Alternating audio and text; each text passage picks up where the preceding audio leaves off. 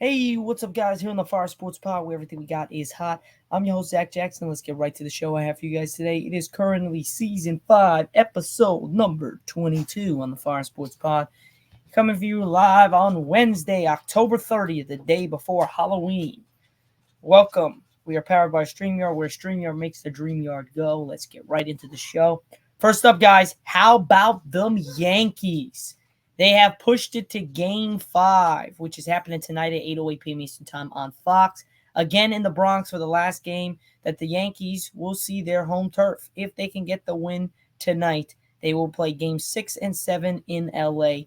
I got the Yankees winning tonight, man. I got the Yankees forcing Game 6 in L.A. I don't think we're going to go down in the gentleman's sweep in the Bronx. I think we're going to fight and win this game tonight to force it to Game 6. Lock it in. The Yankees getting that dub. Something that you guys can maybe look out for. The Cavs play the Lakers tonight in Cleveland. For the first time, LeBron and Bronny will suit up together playing in Cleveland, where LeBron grew up. A lot of the days of Bronny growing up was in Cleveland. So you can kind of say that it's a memorable moment.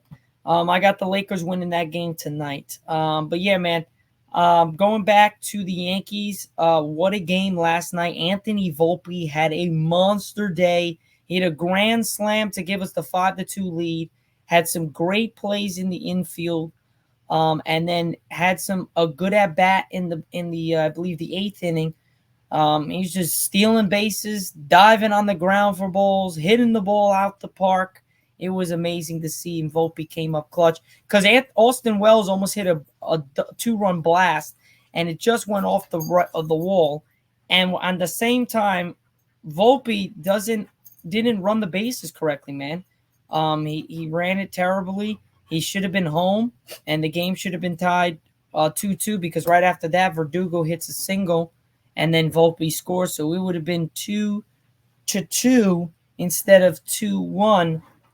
But nonetheless, Volpe makes it up with getting a monster home run with a grand slam. Mind my dog over here. He's a bit of a nut right now. But other than that, guys, I think the Yankees got some good momentum. I believe they got some good momentum going into Game 5 tonight. It's win or go home for the rest of the season, rest of the series. It literally is. You can't lose a game. There's no margin for error here, and maybe that's a good thing, maybe that's a bad thing, who knows, but I think the Yankees have showed last night that they can win no matter what the case is. They just got to get consistent. I think Volpe hitting that grand slam really helped them realize they're in this series, they can win this series, and I'm going to be the only one to say was saying that the Yankees, they needed to come out hot. They started out a little slow, but Volpe really ignited them big time in this win last night. And I think somebody does something again. And I'm going to go with our captain, Aaron Judge. I think he has a big night tonight to force a Game 6. I think Soto bounces back in Game 7 and Game 6. I think Judge has a great game in Game 5 tonight. And then I think Stan pulls it out in Game 7, and the Yankees win the first World Series in 15 years. So I'm going to go with the Yankees winning this series and winning their first championship in 15 years. I got them winning the World Series. I got the epic comeback. Now, I could be totally wrong, and tomorrow you guys might clown the shit out of me. But, hey, got to go with your team. Ride or die, no matter what. So let's go Yanks. Guys, we're going to move on to our second segment, and that really goes into told of some of the big moves that happened yesterday in the NFL, and some big injuries. So one thing we have to go into consent is that we have to say that Stephon Diggs is out for the season with an ACL tear.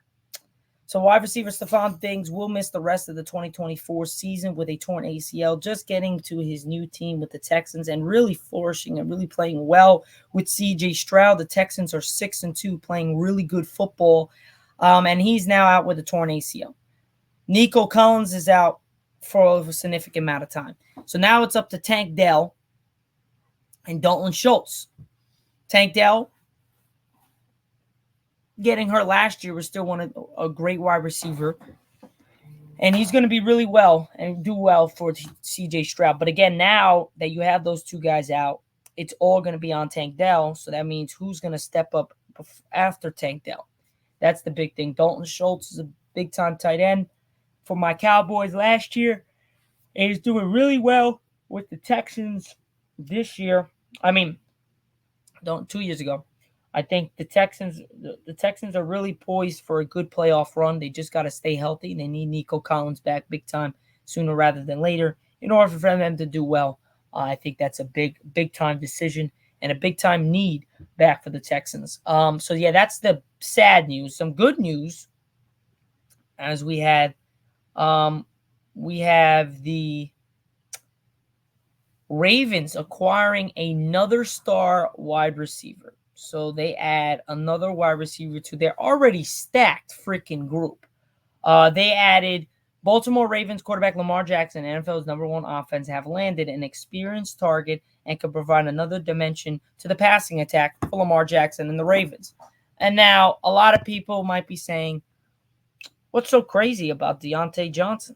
Well, he's rotting away in Carolina. Carolina sucks. There's no reason for him to be there. The Ravens agreed to a principle to trade for Carolina Panthers wide receiver Deontay Johnson.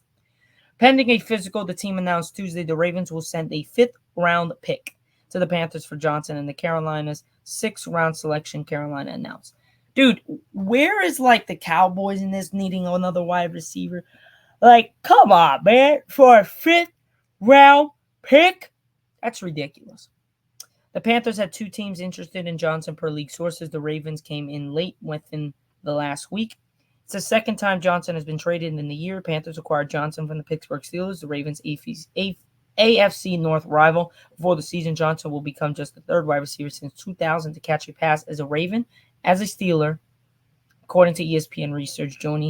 Mike Wallace and Miles Boykin for the only two players to ever catch a ball, both on the Pittsburgh Steelers and the Ravens, same division. That's pretty cool. That he was it's the third player to ever be able to catch a ball that was been on the Steelers and the Ravens within a year. That's pretty cool. Good span of a year in his career. So yeah, I think that's a big move. I think that helps out Lamar Jackson even more. Their starting five when it comes to offense is absolutely ridiculous. You have Derrick Henry, Lamar Jackson, Mark Andrews, Zay Flowers, I believe. And now you add Deontay Johnson with Likely as well. That's a mean freaking starting roster right there on offense. It's absolutely Lamar Jackson, Derrick Henry, Zay Flowers, Mark Andrews, Zay Likely, Justin Tucker you have. Now you add Deontay Johnson. That is just a mean offense right there, guys. It's a mean freaking offense. And they already have the number one offense in the NFL, so just adding another weapon to Lamar Jackson's arsenal is big time. And that actually opens up the door for Zay Flowers and Mark Andrews because you don't have to be guarding. Now you have to worry about Deontay Johnson on top of Zay Flowers and Mark Andrews. So it's not, you can't, you got to pick them. You got to pick one or the other. You can't guard all three at the same time with the double coverage. It's impossible. So I think the Ravens got a solid take with this. I think they got a good take. I think they're ready to roll. But moving on from there, we have to go into some other news where we have to go into some more news as we go into the more NFL news when it comes to Colts. They are benching Richardson for most likely the entire year. Now, if you guys don't understand what happened, let me brush up on you guys exactly what happened this weekend with the Colts quarterback. So the Colts bench Richardson for Joe Flacco. QB changes for Week 9 versus the Vikings and going forward. So he is out as a starter, Richardson, for the foreseeable future for this season. Now, the Colts are making a change at quarterback. The team is benching 2023 first-round draft pick Anthony Richardson for Sunday night's game against the Minnesota Vikings. Coach Shane Steichen announced not only that, but Joe Flacco, the 39-year-old backup who previously replaced an injured Richardson, will remain the signal caller going forward for the rest of the year. I'm just looking at where we're at as a football team sitting at 500 with a lot of football left. Steichen said Wednesday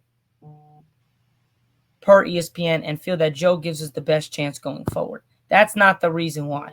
It's because he tapped on his helmet and on a big time 3rd and goal. After the 3rd and goal, he tapped on his helmet and said, yo, I'm out. And then after the inning, he goes and says, I'm tired.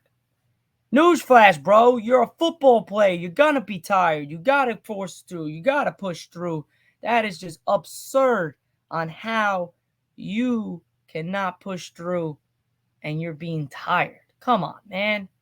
Coach's decision in Veterans comes 2 days after he admitted that he took himself out of the past Sunday's 23-20 loss to the Texans after getting fatigued.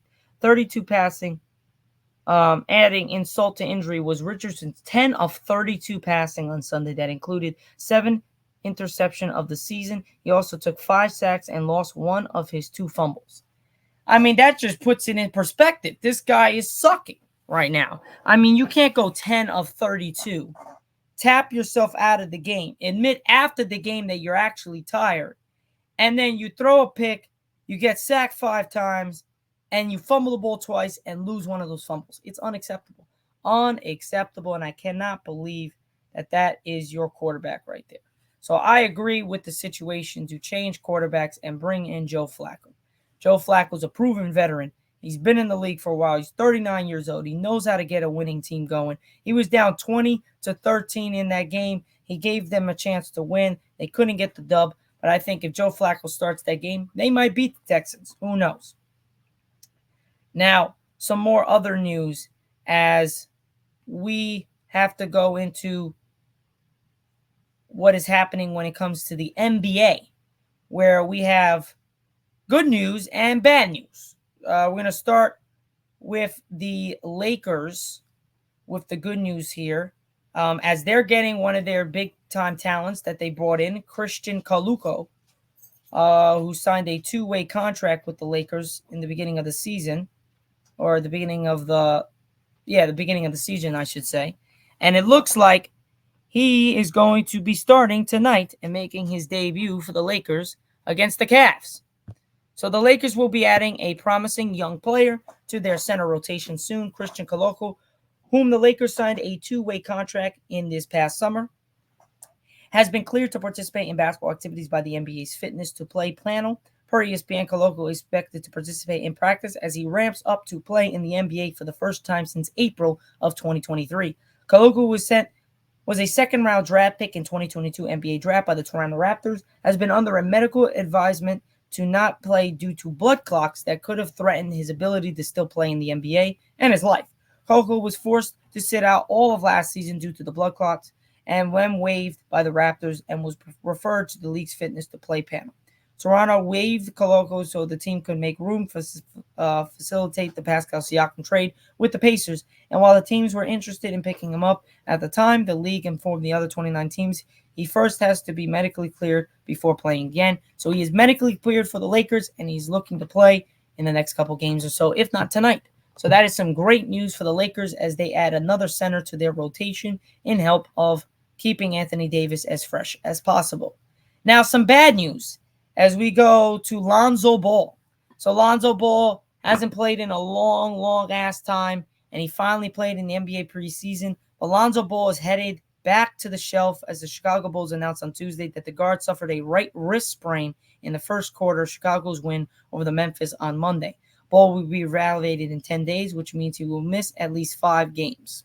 Over that stretch, the Bulls will face Orlando, Brooklyn, Utah, Dallas, and Minnesota. Thankfully, this doesn't sound like anything too serious. The 27-year-old Ball actually kept playing in the game and had an effective stretch in the fourth quarter in which he dished out 3 3-point assists over 90 seconds as the Bulls won their first game of the season. So again, he played still through it. Probably was the decision by him and probably was the wrong decision, but he played through it. He's going to have to sit for probably 10 days or so, which is 5 games. But he should be back. So it's not terrible news. But again, you always want to keep your stars healthy, especially a guy that hasn't been on the court for a long time, to keep him flowing and keep the game going forward for him. But hey, it's not that bad. It's not a bad loss. You're going to lose him for 5 games. He'll be back and hopefully ready to go. But again, that is some bad news, but we all have that covered. Lonzo Ball is still ready to play, and that's all we want to see. We want to make sure he's back and ready to roll so that he can still play because we missed him for a bit. Now we have to go over. We have a former top NBA draft prospect, spent 17 seasons in the NBA with 5 different teams. Rudy Gay has officially retired from the NBA. After 17 long years, Rudy Gay is officially retiring for the NBA as for good. He was drafted in 2006 by the Houston Rockets, and he's gone. So that's whatever. We had a really bad injury the last couple of days as Taylor Hendricks, a second-year forward for the Utah Jazz, left Monday's road game against the Dallas Mavericks on a stretcher after suffering a gruesome non-contact leg injury. I mean, guys, I'm not even going to show it because it gave me chills. I wanted to throw up after I saw this. I saw this at 2 o'clock in the morning. It was disgusting. I mean, he's just running down the court. His leg gives out, curls up underneath it, and literally as he comes over, legs dangling to the right. It was just, ugh. It was so disgusting. It was terrible to even see. We also had some news from the NHL as Connor McDavid will be out for a little bit, for 2 to 3 weeks with an ankle injury. Not good for the Oilers as they're struggling out the gate. Now, other than that, we're going to get to our last segment, and we're going to go back to the Yankees. If you guys saw what happened yesterday in the game, I don't know if you did, but Torres hits a foul ball out to the right field line, and there's fans there. And what happens is that basically the two fans try to rip the ball out of Mookie Betts' glove to prevent the out. So the dumbasses try to do it. First, it was still called an out. Second, they get ejected from the game. Now, breaking news that literally just came about us a couple minutes ago. The New York Yankees fans who were ejected from Game 4 of the World Series after interfering with the Los Angeles Dodgers star Mookie Betts have been banned from attending Game 5, a league source told ESPN's Jesse Rogers. So, not only did they get ejected from last night's game, and it was a great game for Yankee fans and Yankees in general, they are banned for Game 5 tonight, which is ridiculous. The sources told Rogers that Major League Baseball instructed the Yankees to bar season ticket holders Austin Cabono and John Peter from the Yankees Stadium on Wednesday night. The sources did not know if the ban would apply to any Yankee Stadium games next season. The Yankees have not answered ESPN's request for comment.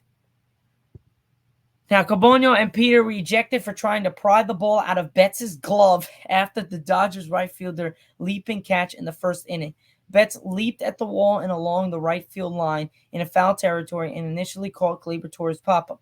Cabono receded in the first row and wearing a gray Yankees road jersey, grabbed Betts' glove with both hands and pulled the ball out while Peter grabbed Betts' non-glove hand at the wrist.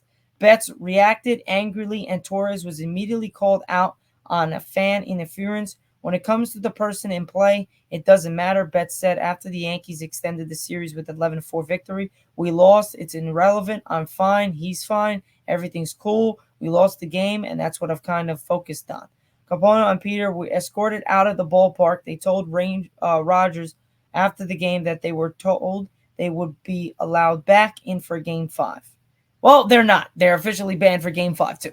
So, I mean, in the first inning, you do some dumb shit. They're probably drunk and being retarded. They do some dumb shit, try to pry the ball open. It was a foul ball. It was an out anyways. Fan interference. Doesn't matter if it wasn't an out or not. Still fan interference. Ejected from the game in the first inning. Don't get to watch their Yankees win 11-4 and beat the shit out of the Dodgers. Then you're banned for Game 5. Who could possibly be the end of the Yankee season to this year, or it could be pushed on to Game 6 in LA. What are you doing? Like, what are you doing? This is what's wrong with society, and this is what's wrong with people in sports. We think it revolves around us. It has nothing to do with us. Like, just keep your hands to yourself. You're in the seat. You paid for it too. Like, you lost the money. You got ejected. The ball wasn't out anyways. Fan interference. You made the Yankees look like shit as for their fans. On top of that, you win the game. You're not there to see it. then you're banned for Game 5. Could possibly be the end of the season, or they extended to Game 6 in LA. Like, are you that dumb? Like, there's really some dumb ass people in this world, and that is some dumb ass shit. I don't get it. I really don't. But hey, nonetheless, it was a funny moment. It was a fun moment. Now, what would have happened if we would have backfired and lost that game? Then it probably wouldn't have been so cool. But the fact that we won the game, it's all shits and giggles. It is what it is. It's over. You can't do nothing about it. But I think those fans are just dumb. How would you think that was ever going to go well for you? Ever? Oh, they weren't going to replay it, whatever. Are you that, like, you got to be really dumb. Like, seriously, you got to really be dumber than dumber to think that was not going to go in the wrong for you. Like, that, I just don't understand that. To me, I think it just doesn't make any freaking sense. But other than that, guys, that is pretty much it for the show here today on the Fire Sports Pod, where everything we got is hot. I'm your host, Zack Jackson. We'll be getting to you guys on Friday for Season 5, Episode number 23 on the Fire Sports Pod. Catch you guys then. Let's hope there's still Yankees going. We got a game today. I think Game 6 would probably be on Friday, and Game 7 would be on Saturday night. I think that's how they were going to do it. So I'll be down in Pennsylvania for a tournament for my coaching in Spooky Nuke. So I will be on Friday leaving at 5. So we will be getting some still clips in and stuff like that over the weekend about the Yankee game. Let's hope their season does not end tonight. Let's go Yankees. We all need to rally behind our Yankees, and we need to get one more win. One win at a time, ladies and gentlemen. That's all it takes. One win at a time. But other than that, guys, let's have a great rest of your day, and I'll see you guys on Friday. Peace out. Enjoy the Yankees game tonight. Let's go Yanks.